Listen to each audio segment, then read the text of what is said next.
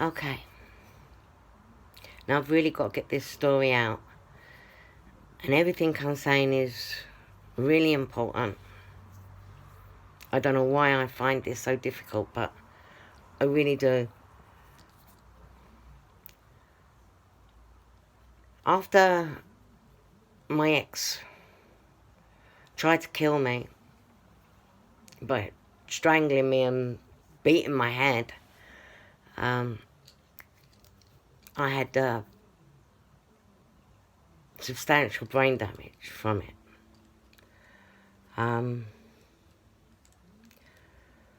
The police wouldn't do anything at all. I mean, they did arrest him, but they let him go because they insisted it was just a head injury. I thought that you got nicked, even if you don't even have to leave a mark. If you can prove somebody attacked you, it really doesn't matter. But that isn't even half of it. Because when I got home, I found out I'd been hacked so badly. I had people accessing my bank account. I had my money stopped.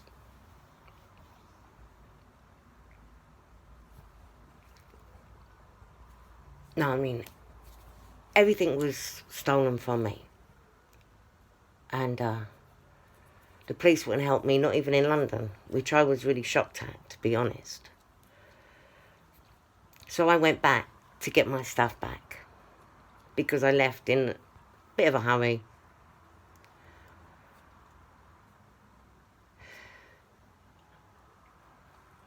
And I could see my ex actually deliberately trying to distract me as I was trying to get this person out of my laptop, out of my phone.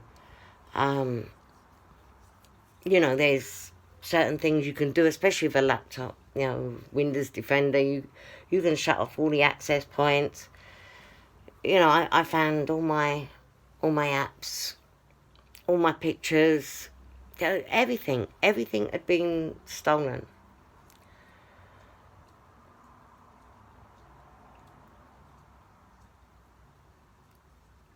And then I started to see that it wasn't just him and this broad that he was messing about with. I didn't know her.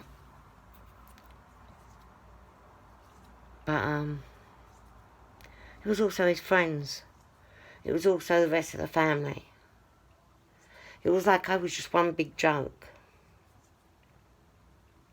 So I left.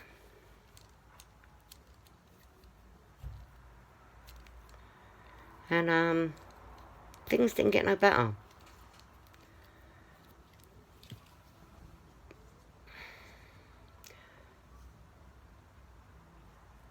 I was like getting messages through my phone telling me everything that I was doing. And I realised I had cameras in my house. It's obvious who was viewing it because they were telling me everything I was doing. Of course, the police wouldn't do anything at all, except for bribe my neighbours to keep their mouth shut about it.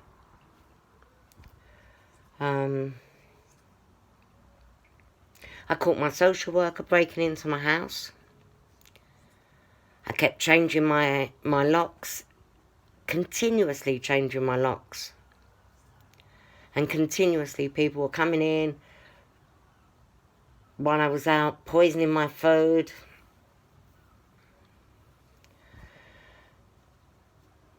They broke my fridge. They broke my lights. The council wouldn't do anything. My money stopped.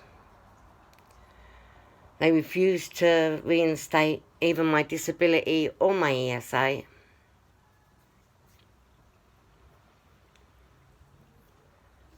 And, I should have been getting home help. But instead, I was getting my home wrecked. And it was all being instigated between my mum and Trina, my social worker. That's for Islington Adult Social Services. No one was helping me. The police wouldn't help me.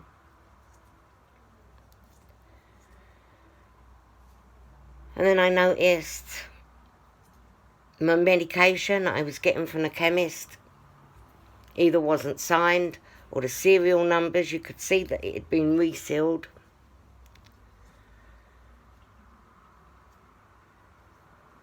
My doctors, all of a sudden,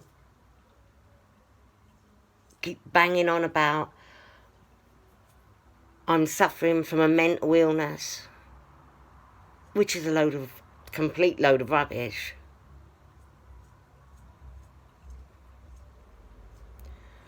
Which completely told me that they was involved too. I changed my doctors. And before I could even go round to see this new doctor, he had come round to me because my social worker had sent him round with concerns about my mental health. So I told him where to go. I didn't go back to the doctor's surgery.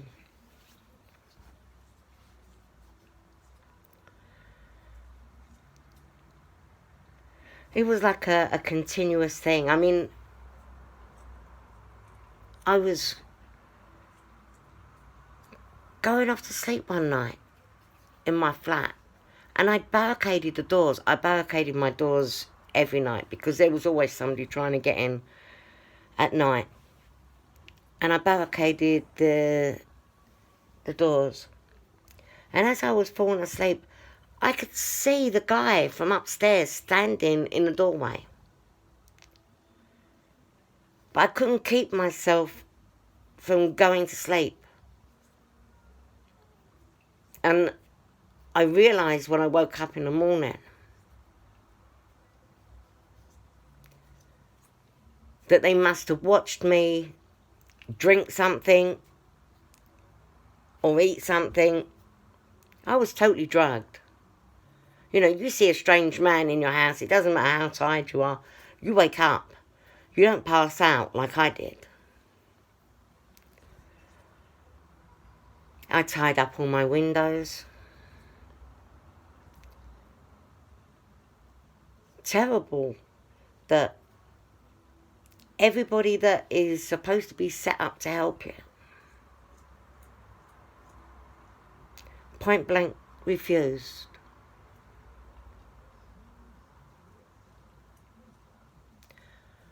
I joined, I tried to escape. I got as far as Luton, and very, very aware of people following me wherever I go, or people desperately needing to be my friend and trying to take me places. I'm being followed everywhere.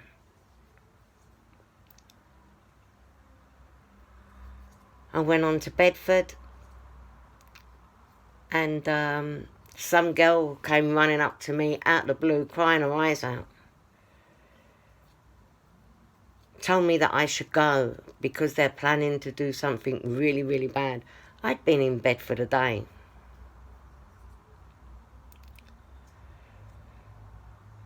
I went back down to London, and I stayed at Waterloo Station.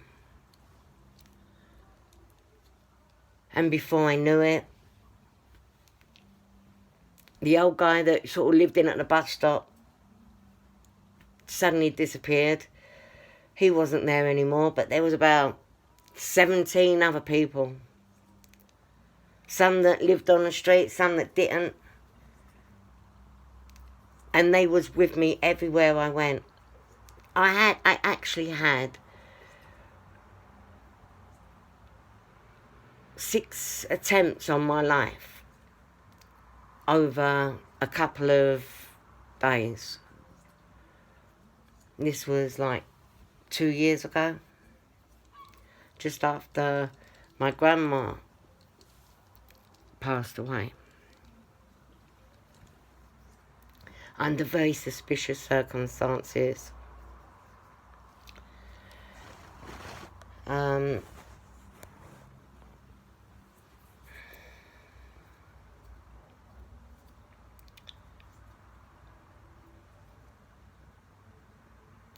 I went to the police and I tried to report it, but they wouldn't take my report.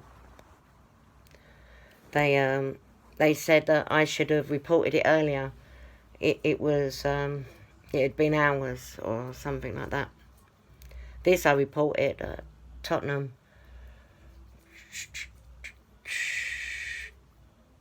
Trying to think of the date.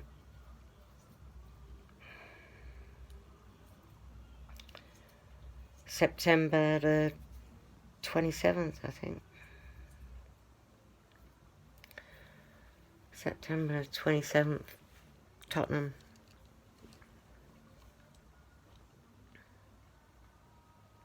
I mean, it weren't long before that. My brother was, I don't know, just done his nut one day and he just threw me across the room. Charged at me like as if he was going to beat me to death.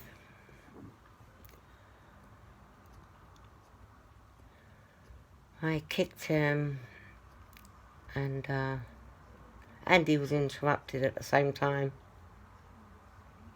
I called the police. They charged him, I think, although they didn't take him anywhere.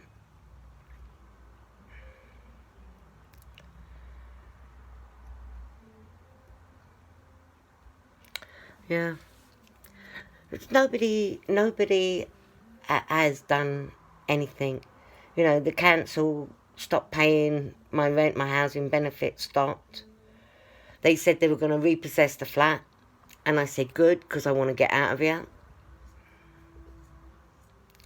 Then they changed their mind and they just started deducting the money out of my benefits when they did start at £100 a month. I had to start having universal credits. I was getting about £290 a month after deductions.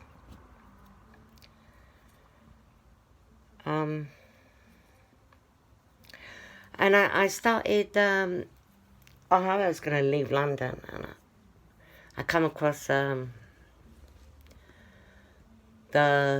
protest camp for the high-speed rail.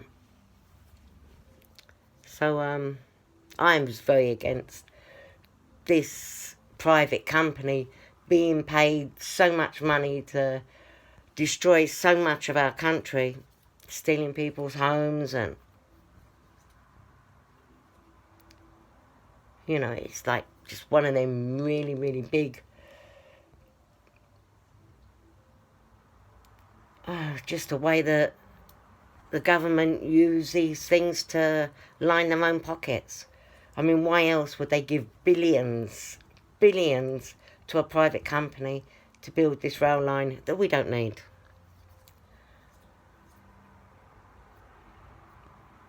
So, yeah, while I was there, being gang stalked, drugged. I don't know if I was poisoned. I'm probably immune to it by then.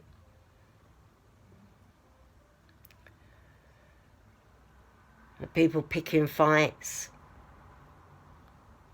And, you know, I would just wake up covered in bruises, my nose completely broken. I mean, it looks completely different. I don't even recognise myself anymore. You know, I have all these devices burnt into my skin. I have tons of them in my face, all over my back. So scarred, over 4 years, continuously having these things burnt into my back and my head.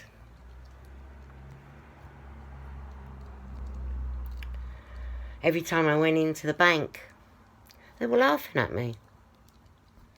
I kept switching off my online banking and still, you know, it kept being switched back on again.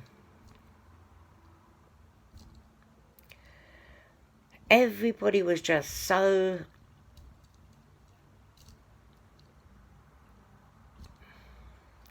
sure that no one was going to help me.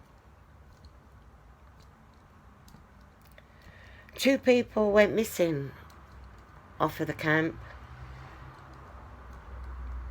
And they was digging this hole, and I did think at the back of my mind they were going to put me in it. And I refused to help them dig this hole. It was supposed to be for them to hold the land so they can't be evicted. But I did feel there was more to it. But then they moved the hole. And 2 people went missing. And I had so much on my mind at the time. Although I had the information, I didn't actually feel the gravity of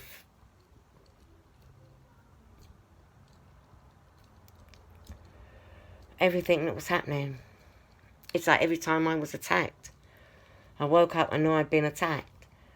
It was like trying to work out who it was. And it wasn't until afterwards I realised it was everyone.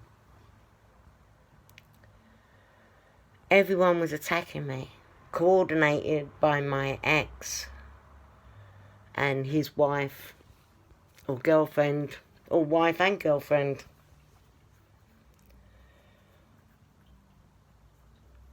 You know, they'd stolen inheritances that was left to me before I even got it, before I even could look at it. They were stealing my mail. I couldn't use the phone or the internet with all the hacking. No one could contact me. I couldn't contact anyone. You know, by this time we're well into lockdown. The council were bringing me meals, which was actually really awful and quite insulting. They didn't even look like dog meals, and most of the time I threw them away. And then they stopped bringing them round. And my social worker actually said to me, "But you're not eating them." I said, "How do you know?"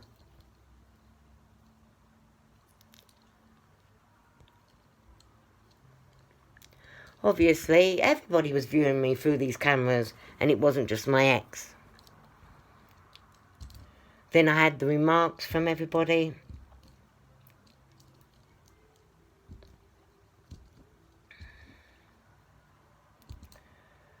Really insulting. Invasion of my privacy. Destroying everything that I had. I mean, everybody got this special payment before lockdown, except for me. Everybody could get new white goods for their kitchen from the council, except for me. I had all mine broken. They even fixed the plug on my washing machine and switched it off. Like, they undone the back of the plug. So as when I pushed the plug in, because my washing machine wouldn't work, I got a belt. It's like they were trying to kill me in so many ways. And I think that they actually did. They did at least once.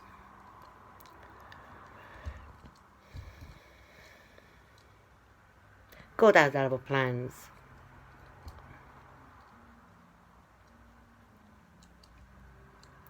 Now, I have to keep telling my story. And obviously there's so much more. So much more. You know, this was my friends. These were my neighbours. These were people, strangers in the community. These were people that I know most of my life. These were my own family. This was the police, the social services, the crisis team. I couldn't even get any help from the hospitals. Severe burns all over me. My neck gaping wide open. No one would help me.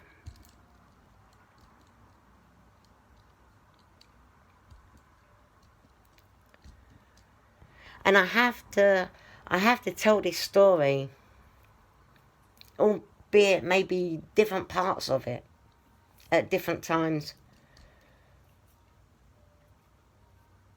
to spread the awareness of it, because I wasn't the only one this was happening to. Although I thought it was. I couldn't see in a million years how this could happen to somebody else. It was hard enough to believe it was happening to me.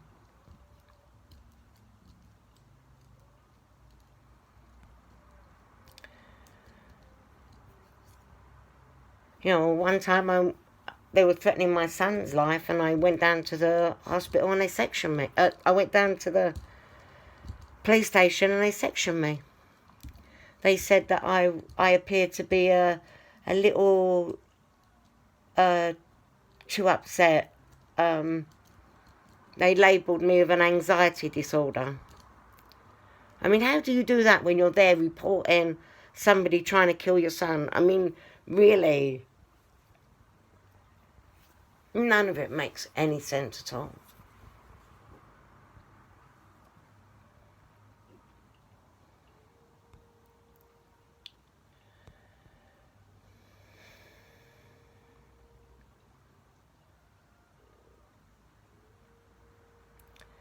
You know, even in the charities, they were putting stuff in my food.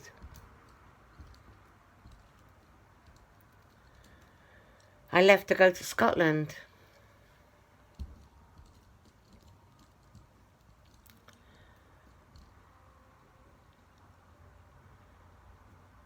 And calling Women's Aid, they told the police they had concerns about my mental health because I was trying to escape my ex.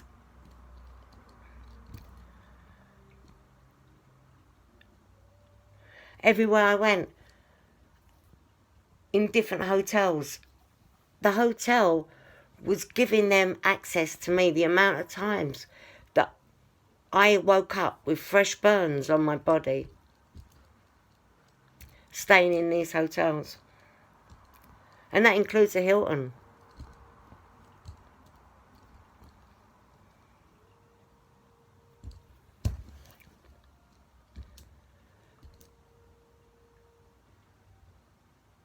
Well, I don't know if I was actually attacked in the Hilton. The door was sealed, supposed to have a seal on it after the cleaners had been in there. And the seal had been taken off. The phones never worked. They made sure the landline was off. And twice, in 2 different Hiltons, the police came to my door, which no way should they have done.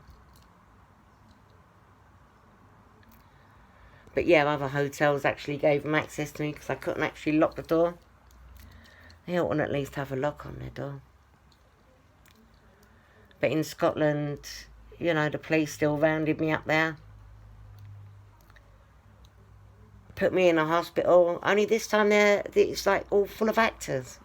None of them were. Not even the patients were real patients. It's like a bunch of actors just hired a part of the hospital. I mean, my mum died January 21. Suspicious circumstances.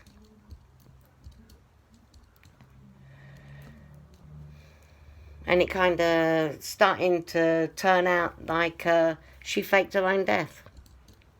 Because she was so deep involved in all this. And she was actually paying people to kill me. She was the one behind it. And I noticed because her number, or my stepdad's number, was on the phone. One of the guys.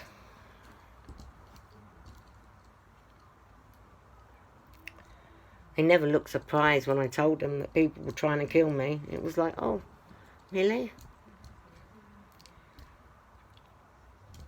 And how is your mental health? I've never seen so many evil people in one place in all my life. I'm a grandma myself. My boys are all grown up.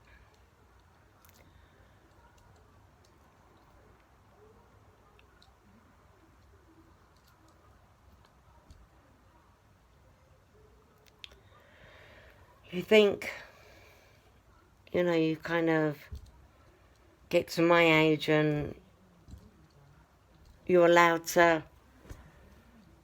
relax a little bit.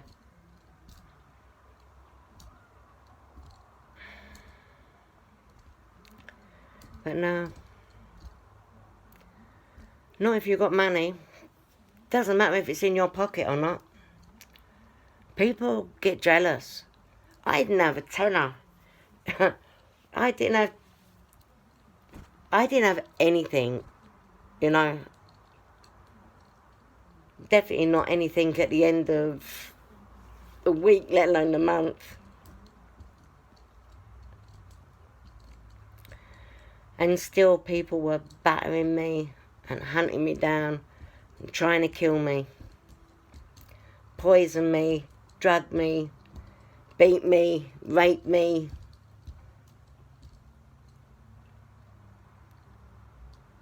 And the police let them do it. I think the worst thing is that the few people that did try to help me, the police went back and told them that these people had tried to report out.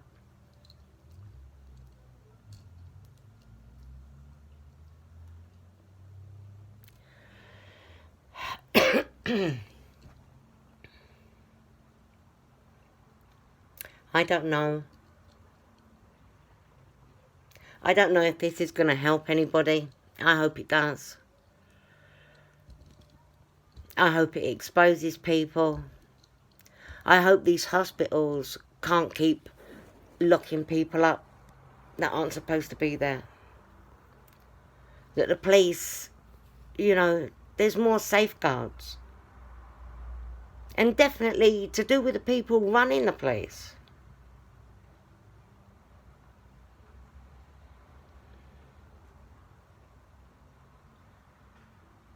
Because it wasn't an isolated incident. It wasn't just one or two officers. It was every single officer in every single police station that I went to in London. It was every officer that I stopped in the street.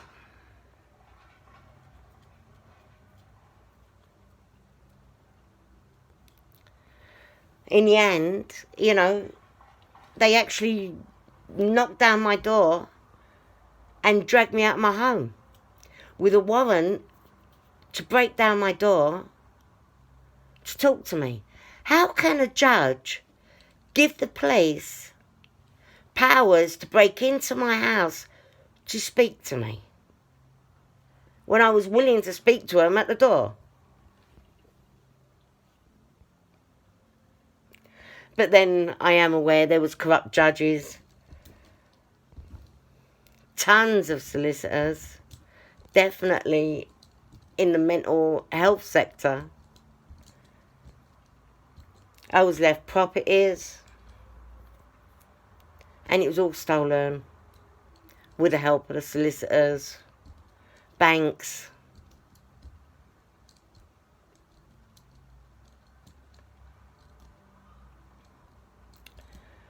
My family, social services, the council, the crisis team, Women's Aid in London and in Scotland.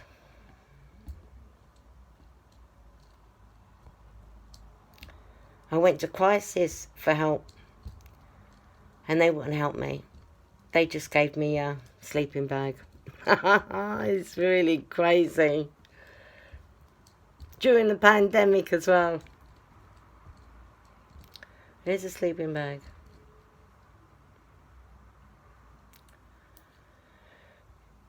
Yeah. I do have to get this story out here. If you can like and share, you know, do whatever you can to get this as far as you can, because these aren't actually getting out at the moment, and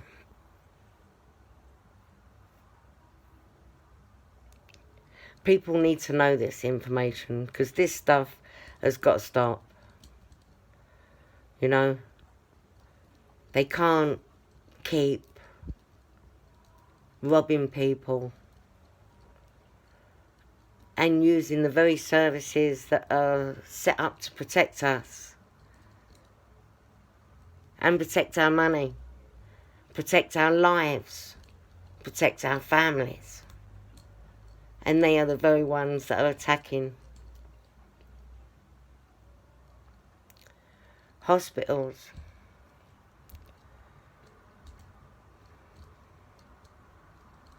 I've seen some awful things.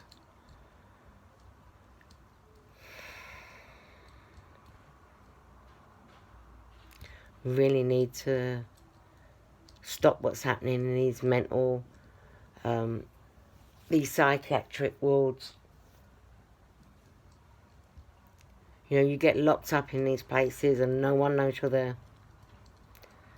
Being drugged.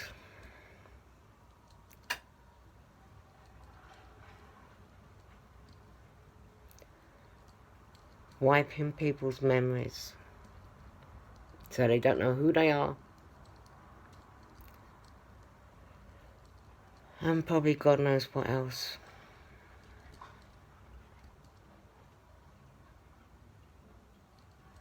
Yeah. I haven't seen many good people in the last few years, but I'm hoping that this reaches some. And if anybody's going through it, then I hope at the very least you know you're not alone. Please write a comment. Ask a question. The next time I make a video, I can answer your questions. I can give you more information. Maybe even a little bit of help on what to do or where to go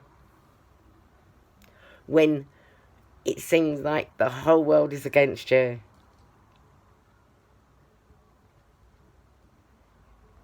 But yeah, I'm going to leave it there.